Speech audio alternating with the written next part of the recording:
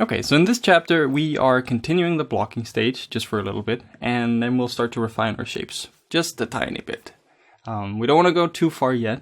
It's like we're teasing you here. We'll get there. Yeah. This is actually an important angle that you need to check often, I think, is the one from below. Oh, yes. It helps you to see the curvature of the mouth, the curvature of the eyelids, and, the sort of depth of your nose. The nose is a little easier to gauge, but especially the mouth, like the way the mouth curves around the face. That's a tricky one to judge. So an angle from below is really important, I think. I feel, in general, people only look at it from like the angle you're looking at now, straight on, and maybe not even from the back. But I really recommend looking at it from top, below, like get the odd angles out there, because then you can truly evaluate your model in ways you normally want. It might be one of these where it looks a bit weird. You can't figure out why it looks a bit weird.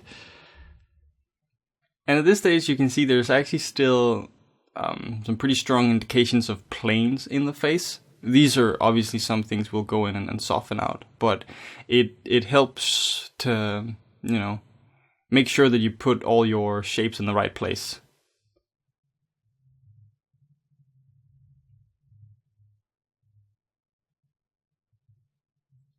When it comes to reference as well, I prefer using scans for this. Scans are fantastic. There is a site called 3D Scan Store, which is amazing. You can just look at they have tons of busts as well and faces. Well, you don't even have to get their models. You can just look at their screenshots of the models. It's really a nice reference. It's such a good one, because if you're dealing with facial reference of, let's say you're trying to get a likeness of somebody. First of, likeness is insanely hard, but also you might not be looking at the same kind of reference. You might be looking at somebody after they had a rough day. Maybe they're 10 kilos heavier or lighter. It might be 5-10 years between the pictures. You have lighting, you have sort of scattering, specularity, makeup, they're wearing a hat. All these kind of things makes it really hard to really look at the reference. Yeah. But scans, they are brutally honest. They don't lie. They don't lie. We have someone that we know that was doing a likeness sculpt of an actor.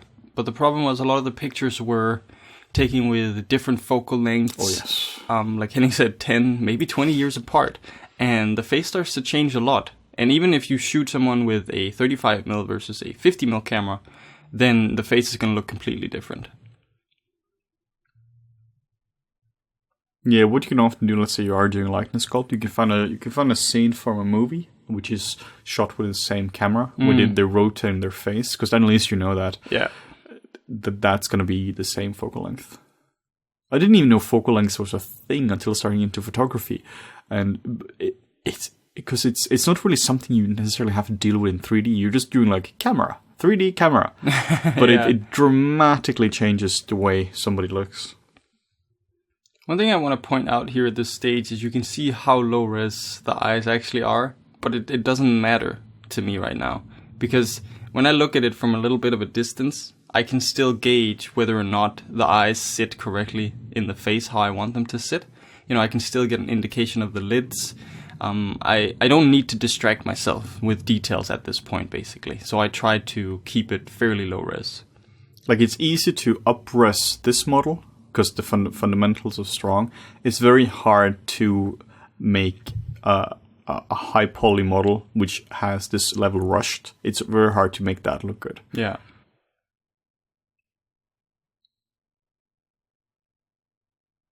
And now slowly we're sort of transitioning into building up the volumes stage. I don't know if that's an official stage, but let's pretend that it is. No, it is. Where start to soften out some of the planes, some of the harder planes in the face, and trying to build up some of the volumes that I can see on my reference. So the references that I'm using is, like Henning said, likeness sculpts are tricky, and I really don't like likeness sculpts. It's a lot of tweaking for me. There's not a lot of gratification from likeness sculpts, and it's really, really hard. So what I tend to do is I pick different things from different references, different models, different actors, that kind of stuff, and then I sort of merge it into a face that I think looks nice. For this, the primary reference in the beginning is going to be Henry Cavill. Cavill, right? Henry Cavill, I think. Cavill? Yeah, I think Superman. Superman, the most handsome man who walked the earth. Yeah, and He later, has a good face. He does have. His chin is amazing. Yeah. And then later, I start to mix in. Let me see, Kratos and Nathan Drake as well. So I take in some 3D references as well that I think have cool things about their face. Yeah. That's really cool if you're going for something more designed. You want to be careful with that as well. You got to know what you're doing if you're doing something like Kratos, because that's obviously something which is more stylized. It's already been interpreted. Exactly. Nathan Drake as well. Like he's more of a real person, but he's also more of a fan. I don't think he's based on a scan. No, yeah, I think in the latest version, like Uncharted 4, they based it off of an actor, like a scan, but then they modified it to look like Nathan Drake or something. So if you are doing based on like fictional characters, you totally can, absolutely can. Just be aware that they have already been interpreted once. Yes. Yeah. So I guess from here on out, it's going to be a lot of tweaking of proportions. It's trying to get the right feeling across. And you will see later that the face will start to change pretty drastically, actually, which is interesting. But again, looking at this angle from below, it's something when you start to build up, especially the brow, that thick brow, almost Neanderthal-like thick brow. That's another thing that can contribute to the manliness. And then here in the beginning stage, this sculpt is looking a bit androgynous, but we will try to fix that. Make him supermanly. Yeah, basically. If your sculpt is looking weird as well, like we've been doing a lot of sculptors with students.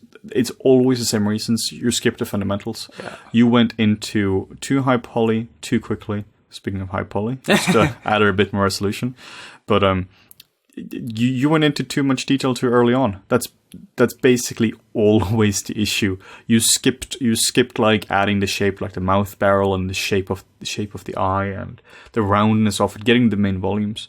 If you skip that, it's never going to look right. No, you see this time and time again where the face is amazingly detailed. There's pores everywhere and wrinkles, but it's still kind of broken as a face. It might work pretty well in a dark shot where you have all this super close up in a dark shot with sexy lighting of maybe like a mouth or something like that. But you shouldn't rely on that. That's like you can cheat it to make it work. But your model should ideally work from all angles in neutral lighting. Yeah. Like the ZBrush here. This is like it's a bit of an exaggerated material, but it shows off the model really well. A bit too well. Yeah, sometimes. And for the ear, oh man, ears. Just look up an ear. Yeah. Do a few ear studies. I'm basing it off of Mr. Henry's ear to begin with, and I think I start to diverge at some point when I think it doesn't fit what I want with the model anymore. But in the beginning here, it's very much just based off of his ear.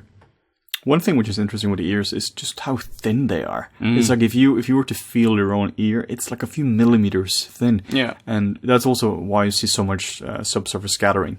And that's what everyone does when they're doing realistic humans. Subsurface scattering in the ear. Because now it looks realistic. Yeah, that's how you measure realism. Yeah. But it's really just because they are really, really thin. Yeah.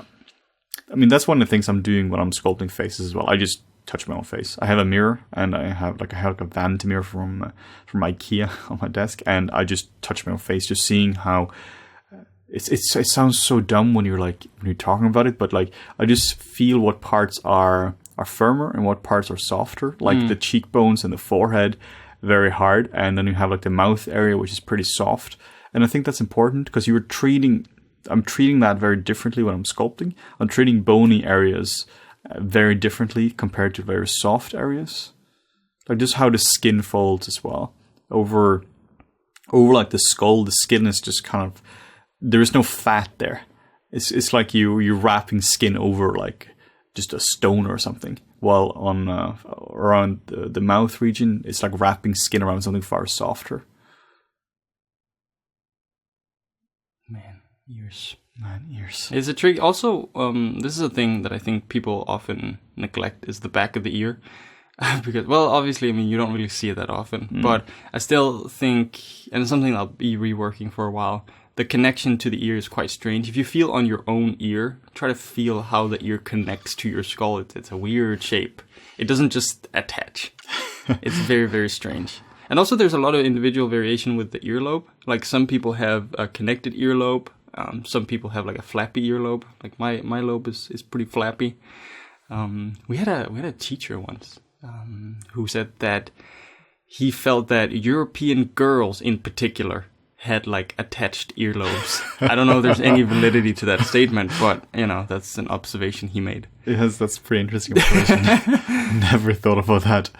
But see, this is exactly what we were talking about before when it comes to perceiving stuff. I mean, if that's true or not, at least he was observing that. Yeah. Because he was aware that earlobes are different. If you're not aware that earlobes are different, you're just going to use the same generic air for everything. But if you are, you're going to be observing, well, specifically earlobe. Yeah. For every single part of the face, it's kind of like, in the beginning, you're just being like, it's an eye, or it's an ear. But once you start to observing it, you're starting to look at the fat deposits, you're starting to look at the specific shape, the different ethnicities, everything there makes it so different and varied. You can see the ears slowly starting to take shape. Yeah. Like, I don't know all the terms for the ears. You know, there's a tragus, anti-tragus, there's Helix, anti-helix, that kind of stuff. But the ear hole. the ear, like, I don't need to know that kind of stuff. No. I just need to know the shape of it. Yeah. It's not something that I prioritize in terms of naming, but I prioritize it in terms of shape. That's basically a debate when it comes to anatomy as well. That ultimately the most important thing is do you understand the shape of it? Yeah. When it comes to the face, I've been sculpting faces for quite some time. I don't really know any of the names because when it comes to body anatomy for the torso and all that, you see the muscles so specifically you can identify this is the bicep.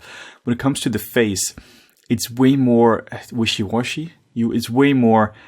You can't necessarily see the muscles of them. You can see some here and there, and they do determine where wrinkles fall and all that. But it's not like a bicep, which is you see the biceps being flexed. Another thing is you've seen it a few times now using the transpose lines, which is different from the 3D Gizmo, which is default in ZBrush now. I still use the transpose line quite a lot, also because it's nice for measurements. So it's really easy to sort of like just draw a line so you can see where your proportions kind of correct. I do that from the ear to the brow and the nose, for example, a lot. Yeah, plus the Gizmo was a weird one. Yeah, who knows what that is. And now we actually have enough detail for our eyes to actually build up some proper lids, which was something we were missing for a while. And then here there's so much variation. You know, some people, you know, I guess the average would be that the inner part of the eye ends where the outer part of the nostril is, but in this, for my reference here, the eye went past the nostrils, so I take it past the nostrils. It's so much individual variation. I think you have to be careful with sticking too close to this is how you make a face. Yes. Because, you know, it could be drastically different from one person to the other. Yeah, there are really no general things to... Well, there are some general things like, you know, everyone has a skull and you build up like that. But really be careful if somebody gives you feedback and being like, oh, but the eye is generally like this is more generic. This is why I prefer to have a lot of reference and often of the same person, because then you have something specific to refer back to. Like you have some photographic truth you can actually lean on. And not just general proportions from Andrew Loomis' book from the 50s. Which is a great book, to be fair. Fantastic. But, you want to vary it a little bit. Yeah, you use that as a starting point. You use some general rules as a starting point, and then you add individual variation on top. Yeah. Because when you're looking at this, it just looks like Morten is just sculpting all this from imagination. But like he's been saying, like you reference for everything. Every time you see me pause, that's me looking at reference. Yeah. Every time I'm not sculpting, that's me looking at reference. And I look at the reference quite a lot. Like I can pretty confidently say that without spending a lot of time getting reference, I would not be able to sculpt a realistic human face. I could sculpt something which kind of could pass as humanoidish, but it would lack so much specificity and.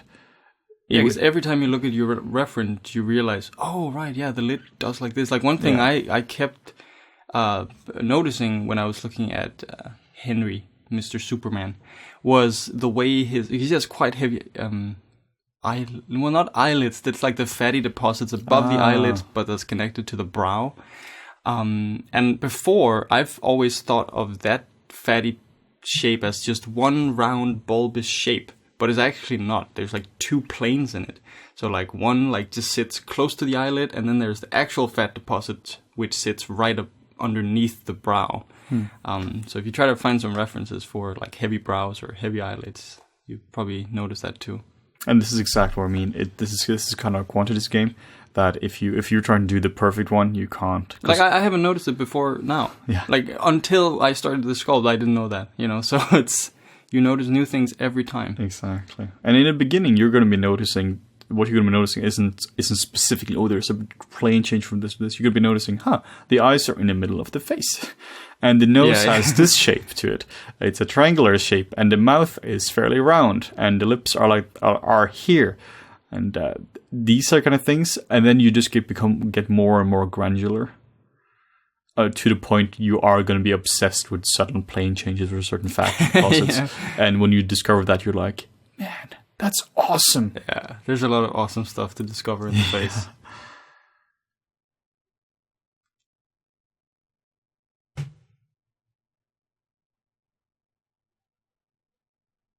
But I mean, so far as well, technically, it's been very simple.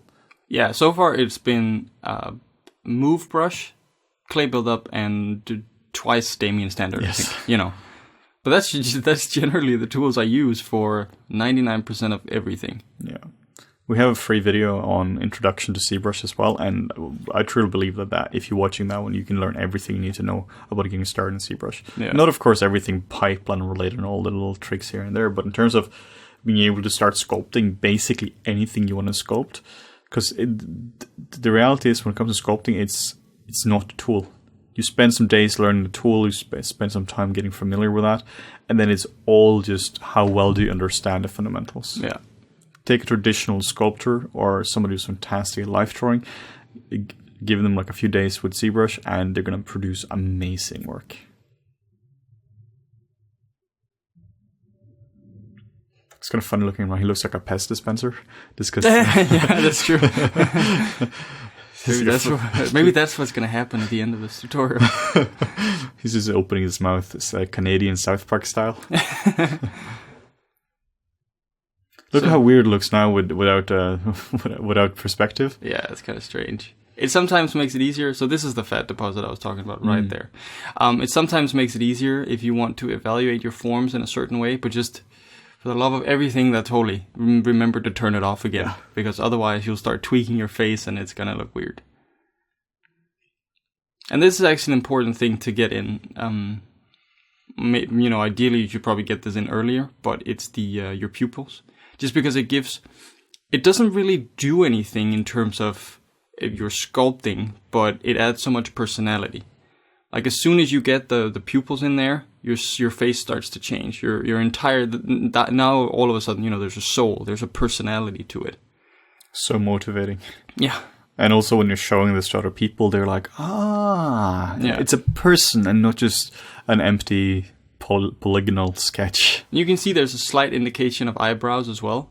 Again, it's an important thing to get in there so you don't have a shaved monkey. Exactly. Because that looks weird. People forget that eyebrows are a thing. Yeah. Like if somebody were to shave your eyebrows out in real life, you would probably panic like crazy, and you would complain to your friends how weird you look, and have a story about how some dude shaved your eyebrows off, and you're like, but I forgot to do eyebrows in CG. Yeah. It's a heavily underrated feature of the face. Yeah. Yeah, because like anything else, it's like a volume. When you look at people sort of like 3/4, you start to realize that the eyebrow makes like this super pointy shape. So it you know, it obviously deforms the silhouette of your character. So I think it's very important to get in there. Yeah, it doesn't have to be where you're getting in all the specific, all the little tiny hairs or anything. No, It's just the volume, just the plane change for it. Yeah, this is exactly what Martin was talking before. If your model looks exactly the same perspective and orthographic, then you're in trouble. Then you did something wrong. Yeah, that means that the moment you sculpt, or you take your sculpt into a rendering software to render it through a camera, your model is going to look super weird. Yeah. Not that you're not going to be missing details or anything like that. It's just going to be that the proportions of the entire thing is fundamentally broken and you can't really fix it. So this is one of the few times where I use Damien Standard again, just to carve in the lid, between the lid and the brow.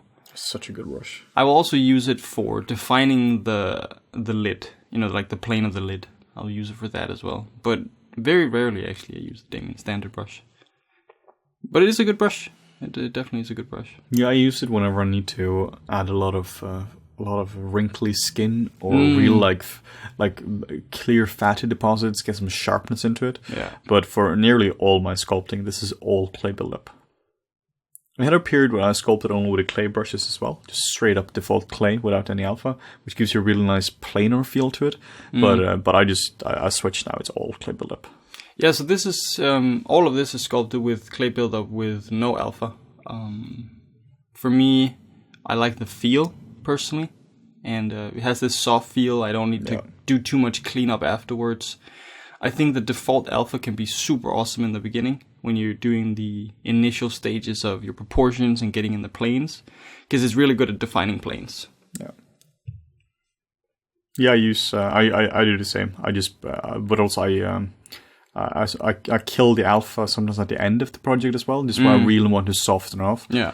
You can see here we weren't really using any. There was no smooth brush used. It's basically just working up the volumes with the clay buildup with no alpha, because then you kind of get the smooth brush for free, just so you're refining volumes that way. It comes later on when in the later chapters where maybe there's a lot of brush strokes in the model. I will use the smooth brush quite aggressively but only to sort of soften out between those brush strokes, but try to preserve the form. That's one of the things the smooth brush can be a little tricky for, because it tends to kill your form quite a bit. Yeah. So I try to limit my use of it, but I will do when I need to clean up form. Yeah, I think it's super important what we're talking about now when it comes to brush strokes. People get so attached to them. They're like, oh, it's this cool surface variation. Yeah, it might be true, but they need to serve the form. If it's this cool surface variation, which does serve the form, like it helps to get some kind of skin feeling across. Yeah. Awesome. But right now you can see you have a lot of brush strokes on just the forehead. Yeah, the forehead. That you don't want that kind of brush stroke feeling. You know, that's not good. No, if they work with the form, awesome. But if they're just random strokes, you just need to get rid of them. And then the smooth brush is amazing. And he's a handsome man. And he doesn't even look like Mr. Henry Cavill yet. And he won't ever look like Henry Cavill. So that's spoilers. Yeah, we're not trying to mimic that. Because then this entire tutorial will be 16 hours long, and we will us being like, yeah, so we moved the point half a pixel up. Yeah, and I might never finish, actually. Yeah. And it will be all just for the entire one. Can't do that. No. This actually, you can see that you're starting to define this shape very clearly. From the cheekbone down to the barrel of the mouth, you've got this funnel-like shape that goes down. Defining that shape is again one of those things that can make your sculpt look a little more manly.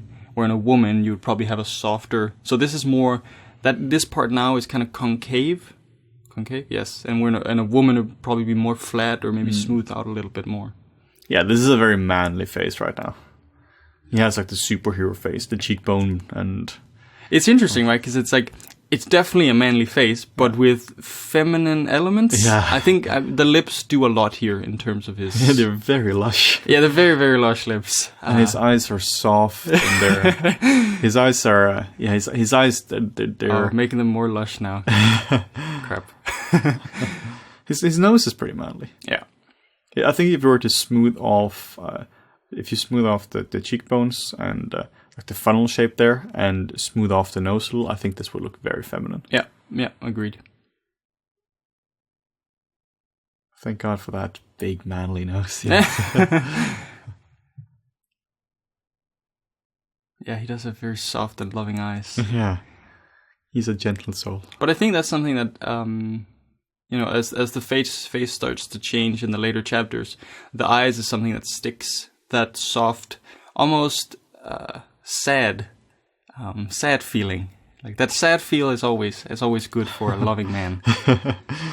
Yeah, a bit melancholic. Yeah, he has a little bit of that Asian, like puffiness girl eyes. Maybe he went to Korea and got a little treatment. But again, here you can see, now I'm switching to the ear. It's trying to not stay in one area for too long. Everything pauses because I look at my reference. I just want to make sure that, okay, does it look kind of what I want it to? Nope, it doesn't. So you start to change it again. And actually an important thing to notice within the ear, the way all the shapes connect.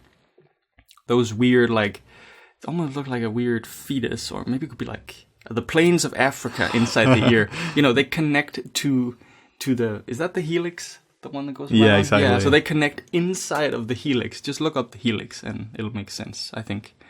So it's like, it's trying to like connect it all together. It's all grown together. There's no like hard plane within the ear where things just stop. Such an alien shape. It is a very weird shape, but it's also very weird to try to describe it. Yeah. Because we don't really have I guess we have a little bit of like a vocabulary to describe the ear, but it's a strange thing. It's curvy. Yeah. Curvy and weird. I think it's so important what you're talking about. Don't be in one place for too long, because then you're gonna end up having like amazing eyes, but everything else is lacking. Yeah. I prefer to take everything up at the same level. It's kind of like a progressive render, where like a bucket render where just finish the eyes, move on to the nose. Yeah. But I prefer just to like denoise everything. It goes from very rough where everything gets a bit less rough and a bit less rough. Yeah. And you can see the thinness of the ear starting to poke through now. Starting to kill some of that volume to make it look more like a real ear. It's so funny. Every time. But yeah, again, using the transpose lines to really make sure, are my measurements correct? Or like not my measurements per se, but where I want things to sit in the face.